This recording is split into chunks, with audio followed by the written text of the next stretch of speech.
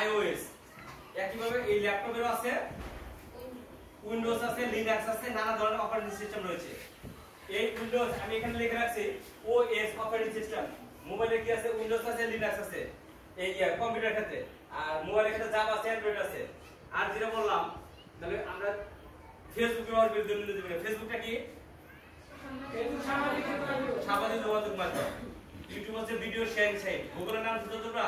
জি sir. Google কি? Google হচ্ছে একটা সার্চ ইঞ্জিন। এটা যদি একটা কম্পিউটার ল্যাপটপ হয়, এটার নাম কি বলছিলাম? টাচপ্যাড। এটার নাম কি বলছে? টাচপ্যাড। এটা নিচেরটা কিবোর্ড, এটা মনিটর। এই সব কিছুর মধ্যে সার্বিকভাবে এই ফাংশনগুলো কাজ করার জন্য আমরা একটা অপারেটিং সিস্টেম দেই।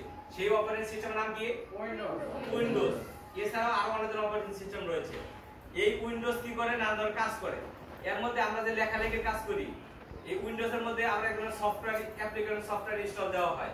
সেই অ্যাপ্লিকেশন সফটওয়্যারের মধ্যে আমরা এই পাওয়ার পয়েন্ট যে প্রেজেন্টেশন করি, পাওয়ার পয়েন্ট প্রেজেন্টেশন করি, লেখালেখি করি, আমরা লেখালেখি করি। এই লেখালেখি করার জন্য আমরা একটা অ্যাপ্লিকেশন সফটওয়্যার ইনস্টল দিই।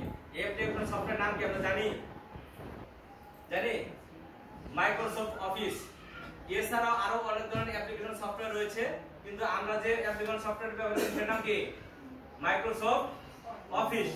এই মাইক্রোসফট অফিসে মাইক্রোসফট ওয়ার্ড, যেটা ওয়ার্ড আমরা লেখালেখি করি, যে সিভিটিভি লেখে না, চাকরি মানুষের তোমাদের বই লেখো না, এই বই যে লেখে এটা মাইক্রোসফট ওয়ার্ডে লেখা। তারপরে যদি যোগ বিয়োগ ভাগ গুণ করা হয় মাইক্রোসফট এক্সেলে লেখা। আবার যদি মাইক্রোসফট পাওয়ার পয়েন্টে লেখে প্রেজেন্টেশন করে, সুন্দর সুন্দর পেজ আছে একটার পর একটা